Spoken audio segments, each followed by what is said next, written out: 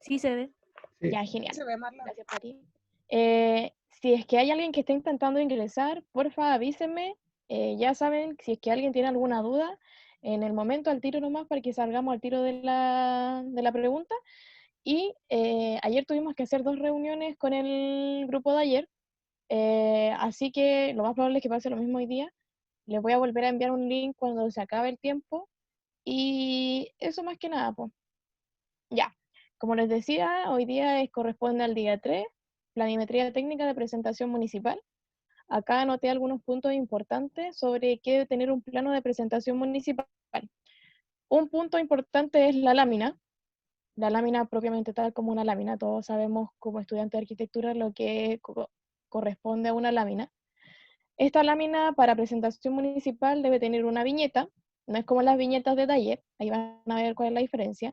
Esta viñeta debe indicar los datos del terreno. ¿Cuál es la gracia de esta viñeta? Es que al momento de nosotros armar la carpeta de presentación municipal, este plano va a tener que ser doblado de acuerdo al formato en que nosotros entreguemos los documentos. Lo ideal es que si imprimimos todo en carta, el plano también esté doblado en carta. Si imprimimos todo en oficio, el plano también esté impreso en oficio, ¿ya? O sea, doblado en oficio. Lo que yo hago siempre es doblarlo para que quepa en una funda, porque los planos generalmente cuando pesan mucho, cuando son muy grandes y tienen muchos dobleces, pesan mucho dentro de la carpeta y se empiezan a romper y después se separan de la carpeta y ahí se pierden. Hay que tener harto cuidado ahí porque las municipalidades son bien al lote en ese sentido, existe harto desorden en algunas y, y no queremos que se pierdan nuestros documentos de la carpeta. La idea de la viñeta es que al doblar nuestro plano se pueda ver la viñeta completa con toda la información y que no quede la información cortada. Ahí les voy a explicar cómo se debería ver. Esta viñeta debe indicar los datos del terreno, como el rol de avalúo, ya aprendimos cómo se obtiene el rol de avalúo, la dirección, la numeración y la comuna, además de los datos de él o los propietarios. ¿Por qué se habla de él o los propietarios? Porque hay veces que las propiedades tienen más de un dueño, que es, por ejemplo, en el caso de las posiciones efectivas, que es cuando existe una sucesión. Lo que se hace ahí es que todos los propietarios deben firmar el documento o está la opción de que todos los propietarios le hagan un poder notarial a uno de ellos para que él pueda firmar, ¿ya? Esa es la única forma de eximirse de que todos puedan firmar.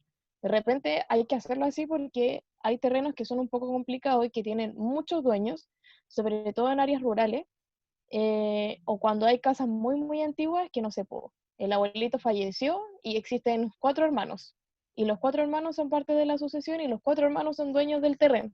Entonces, encontrar a los 4 que por lo general viven en zonas muy lejanas entre unos de los otros, es mejor que se le dé el poder a uno, para no tener que estar buscando la firma de todos.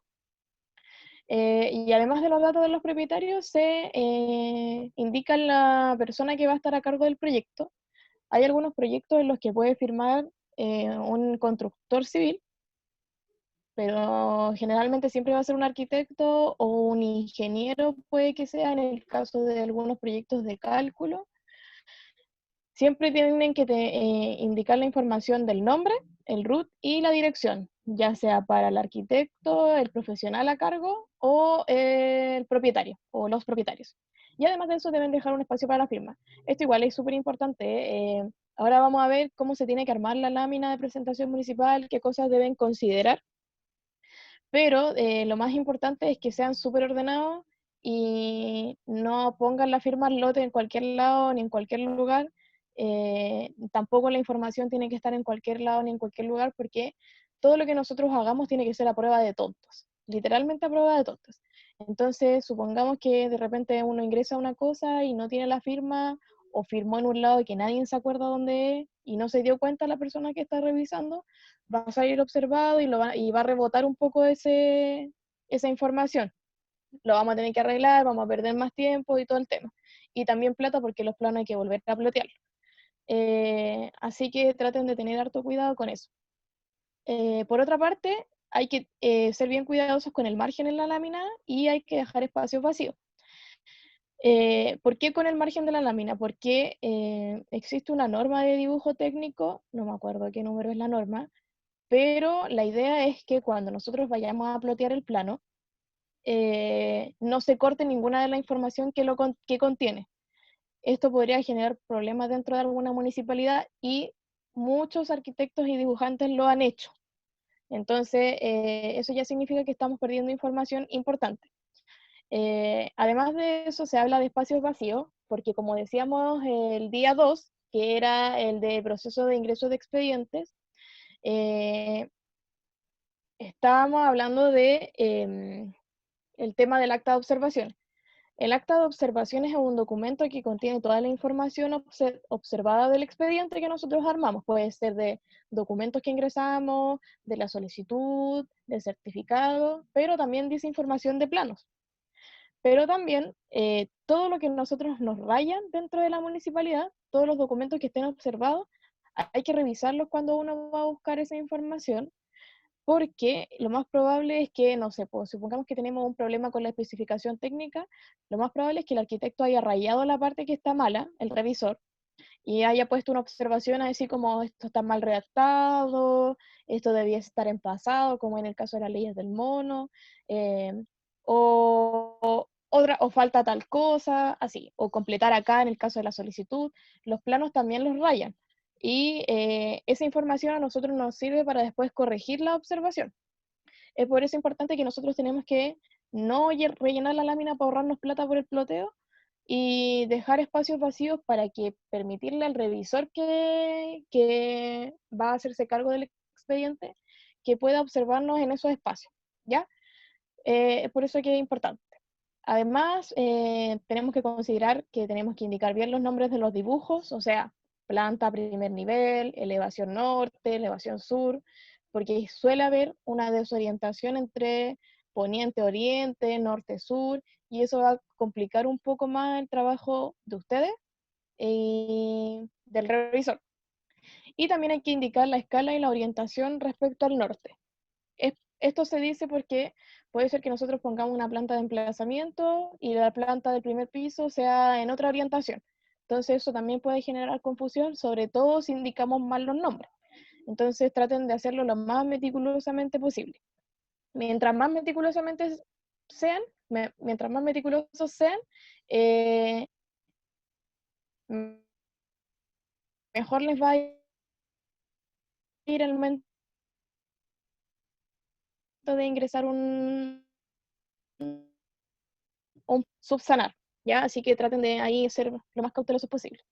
Además de eso, se pide tener un orden lógico y evitar acumular información, ¿ya?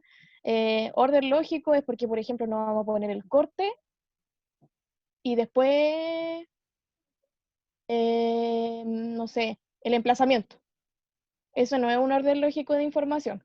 Ya primero necesitamos saber dónde está ubicado, eh, cuáles son los metros cuadrados, esas cosas. Y después dedicarnos ya a los cortes, a la accesibilidad universal, al cálculo, a todo eso. ¿Ya? Esa es la idea. Después de esto tenemos información que tiene que ya ver propiamente con el dibujo, con la calidad del dibujo y con la información que tiene que mostrar el dibujo. Eso es lo que vamos a ver hoy día en el plano que les voy a mostrar.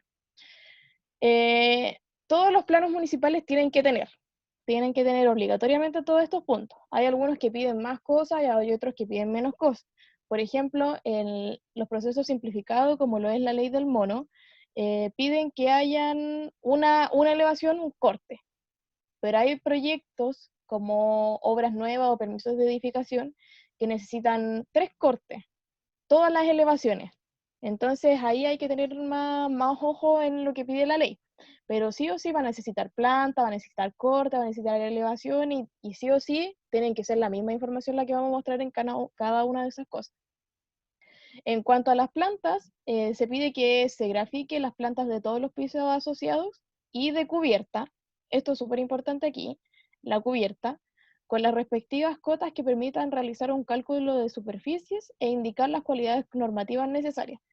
Eh, Vamos a hablar de las cualidades normativas. Esas cualidades normativas que se indican en planta pueden ser la resistencia al fuego, de algún muro de adosamiento, de algún muro de pareo, de algún muro medianero, los muros de adosamiento, cuando uno grafica un muro de adosamiento hay que poner muro de adosamiento con longitud tanto, con resistencia tanto.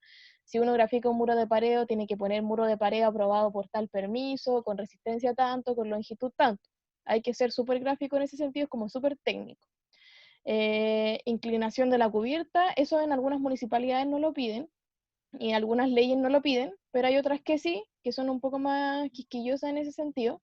En la ordenanza no se pide que se indique la inclinación, pero sí que se grafique la cubierta y para dónde va a caer el agua. Y junto con eso de la caída del agua se indica la bajada de agua lluvias, que es la canaleta donde va a estar y por dónde va a caer y va a llegar al suelo esa agua.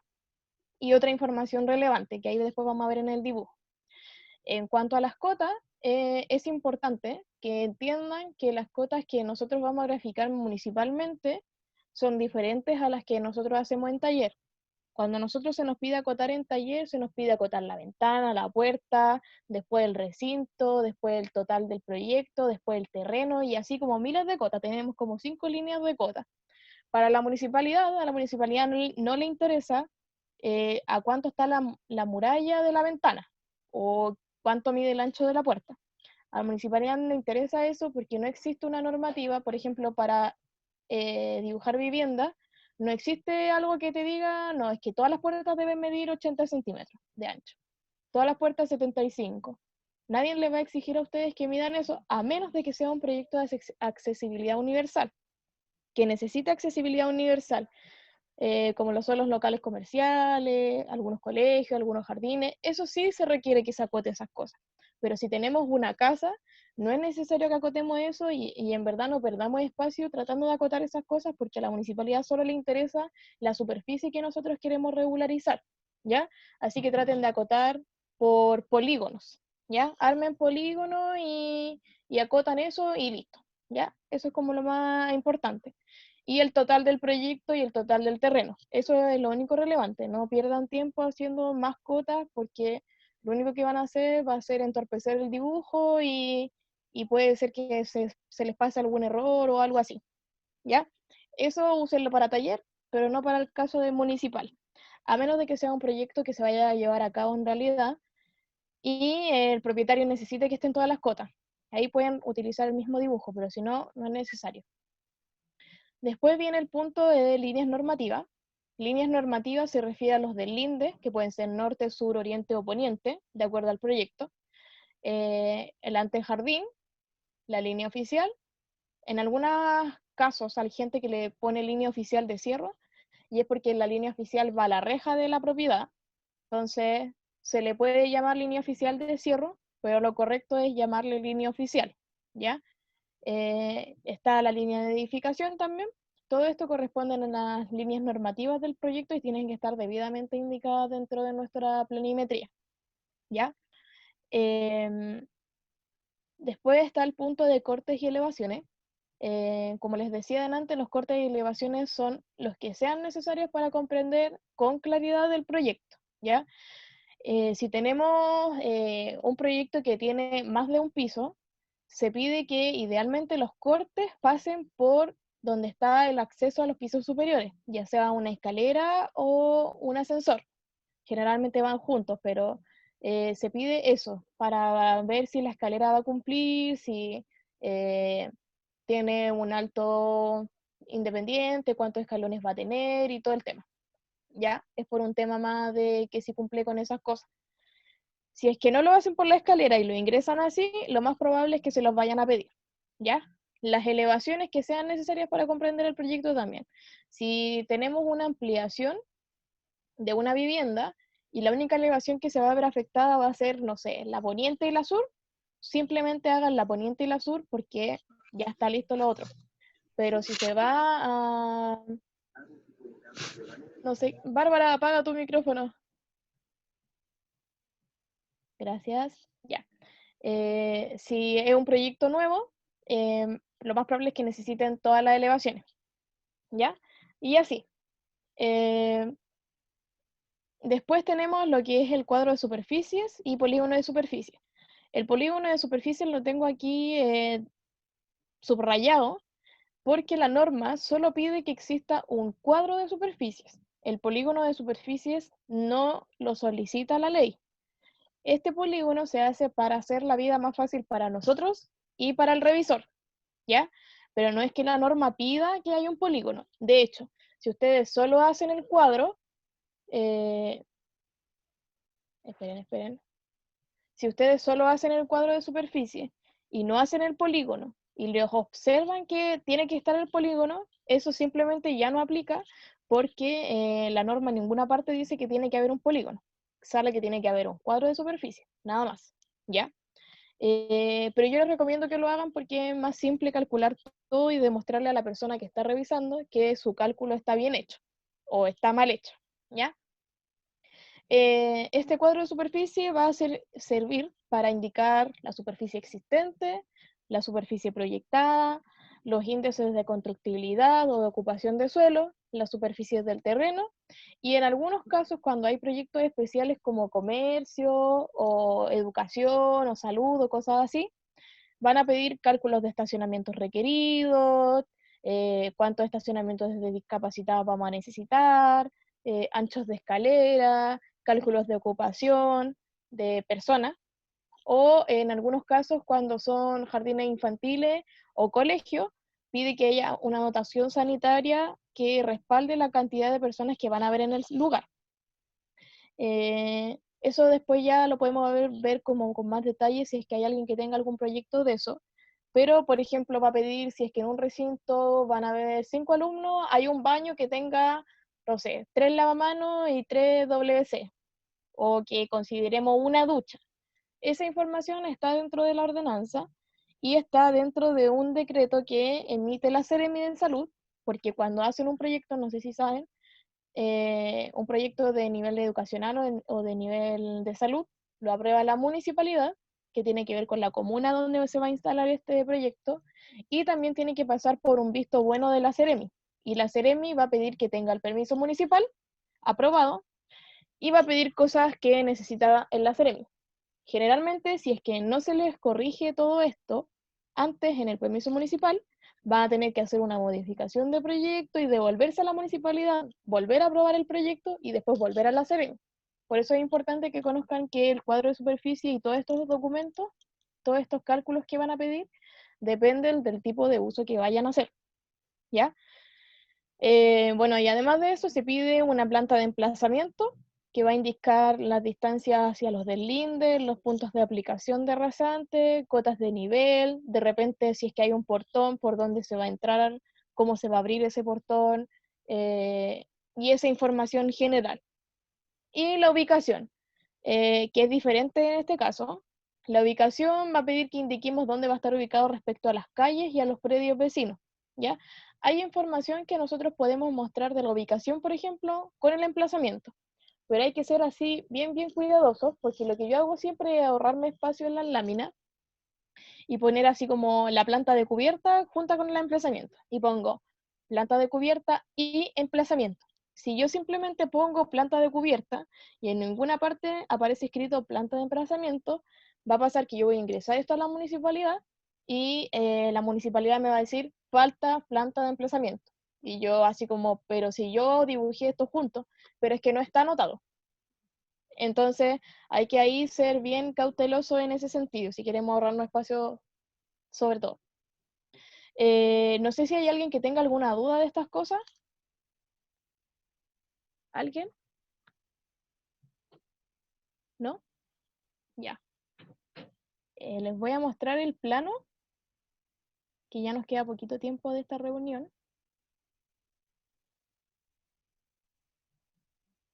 Ya se ve, estamos en AutoCAD. Sí. No, no se ve. ¿No se ve? Sigo viendo el PPT. Ahora sí. Creo que tiene un poco lento el internet. Súper lento. Ya. Este es un proyecto que me tocó hacer a mí dentro de la comuna de Puente Alto. Cuando me piden, de repente hay personas que saben que trabajo en esto, me piden así como ejemplos de planos o cosas así, siempre les mando este proyecto, porque es un proyecto que tiene de todo. Tiene muros de pareo, muros de adosamiento, rasantes desde la calle, rasantes de adosamiento, tiene polígono, tiene cálculo de ocupación, era una vivienda que era pareada en un piso y se va a transformar en un strip center, que es un conjunto de locales comerciales, tiene que cumplir con estacionamiento. En general está como bien completo y tiene información que les puede servir para cualquier cosa. Entonces, generalmente lo que hago es pescar este CAD y mandarlo. Y lo usan de acá, pues. Como tiene información de todo, está como bien completo y por eso decidí como mostrarles este proyecto. Como les decía, tiene muchas láminas, mucha información. Acá en este caso nos pasó que teníamos que mostrar accesibilidad universal, así que una de estas láminas es de accesibilidad universal. Por eso igual es importante que hayamos visto este proyecto. Y les voy a contar un poco de cómo se tiene que presentar esto. Como les decía, cada lámina, estas láminas son en formato A1, es de una arquitecta que esta era su viñeta. Acá en el caso de la viñeta, ustedes traten de formar su propia identidad. Lo más importante es que al doblar esto, esta viñeta quede a la vista por completo, ¿ya? Que nos muestre toda la información del proyecto, sin tener que abrir el plano. Entonces, para el revisor va a ser más fácil, no sé, ya necesita ver los cortes, simplemente busca la lámina que diga que contiene los cortes y listo. Más fácil para él y más fácil para nosotros igual, ¿ya? Pero de repente hay viñetas que son muy largas para arriba y que cuando uno dobla el plano se corta y ahí automáticamente perdemos información, ¿ya? Eso traten de evitarlo así como completamente. Esta no es la viñeta más bonita del mundo, pero la arquitecta tenía este formato y no la podía modificar obviamente. ¿Qué es importante dentro de una viñeta? Acá indicar el número de la lámina, indicar el contenido que va a tener esta lámina. Acá esto que está con título, proyecto construcción locales comerciales, generalmente yo lo que hago es poner qué es lo que se va, de qué es lo que se va a tratar el proyecto, si van a ser ampliación de vivienda social, alteración de vivienda, y así hacemos un poco más fácil bajo a qué artículo estamos basándonos, ¿ya? De la ordenanza. Después viene la información respecto al terreno. Aquí, por ejemplo, ponemos ubicación, Avenida Gabriela Poniente, 726, que esto es dentro de la comuna de Puente Alto, y su rol respecto al servicio de impuestos internos.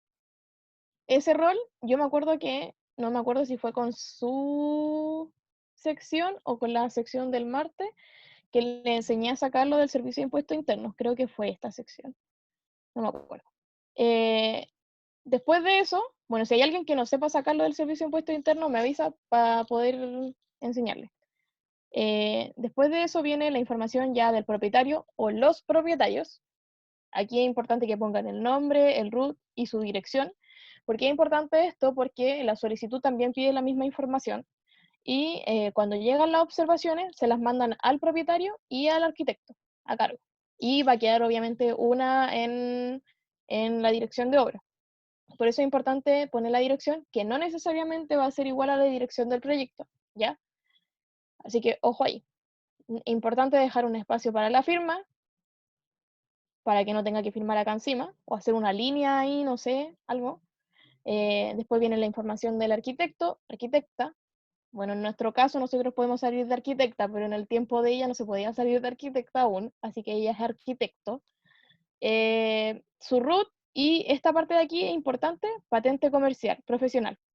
Esa patente también la piden dentro de la solicitud y también es importante que la pongan acá, ¿ya? Bueno, y después viene el contenido y la lámina. Y aquí Marla, tenemos nuestra viñeta, ¿sí? ¿el número de la patente profesional se otorga cuando te dan el título o de otra forma? Ya, nos queda un minuto. Voy a explicar un poco cómo es el trámite de la patente. Nosotros nos titulamos y ahí celebramos todo el tema. Se demoran un siglo en entregar el título dentro de la universidad. Y después nosotros tenemos que ir a la municipalidad donde queremos obtener la patente. Se puede hacer en cualquier municipalidad. Si yo soy de, no sé, pues de Puente Alto y quiero ir a, no sé, Las Condes a sacar la patente, puedo hacerlo, ¿ya? No existe así como una restricción. En algunas comunas existe la restricción que tú tenés que vivir ahí. Entonces uno va a patentes comerciales, a la zona de patentes comerciales, que es un departamento dentro de la municipalidad, lleva su certificado de título y junto con el certificado van a pedir algunas cosas como fotocopia del carnet por ambos lados, en las municipalidades donde te piden residir ahí, te van a pedir el certificado de residencia, y así. Hay que tener harto cuidado con este trámite porque cuando uno saca una patente profesional,